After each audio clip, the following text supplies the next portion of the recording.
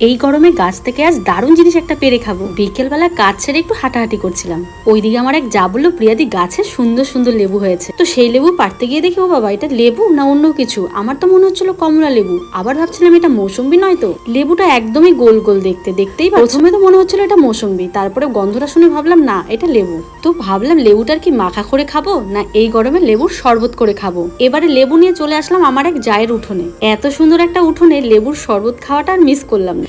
আমার এই জায়ের বাড়িতে আসার একটাই কারণ ওদের বাড়িতে ফ্রিজ আছে, আর সেই ফ্রিজ থেকে বরফ নিয়ে তবেই লেবুর শরবতটা করব। প্রথমে লেবুগুলো ভালো করে ধুয়ে কেটে নিলাম, ওইদিকে যা কিন্তু আমার শরবতটা বানিয়ে ফেলেছে। তারপর আমি একে একে লেবুর রসগুলো চিপে বরফগুলো দিয়ে দিলাম। দেখবে গ্রামের বাড়িতে যখন একটাই ফ্রিজ থাকে তখন ওই ফ্রিজের বরফ খেতে সবাই খুব পছন্দ করে, আর যখন বাড়িতে ফ্রিজ থাকে সেই ফ্রিজের মর্মই বুঝি না। যাকে পুরো শরবতটা বানিয়ে নিলাম, সাথে একটু পুদিনা পাতাও দিয়ে দিলাম, এবারে একটু বরফের টুকরোও দিয়ে দিলাম, সাথে ডেকোরেশনের জন্য উপরে একটুখানি লেবু কেটেও দিয়ে দিলাম যাতে দেখতে ভালো লাগে। তো চলো এবার পালা সবার ট্রাই করার। প্রথমে আমার জাটা ট্রাই করে নিল, তারপরে আমার ভাস্তা ট্রাই করে নিল, তারপরে যার বাড়ির থেকে লেবু নিয়েছি সেই যাও ট্রাই করে নিল, তারপরে শেষে আমি একটু ট্রাই করলাম।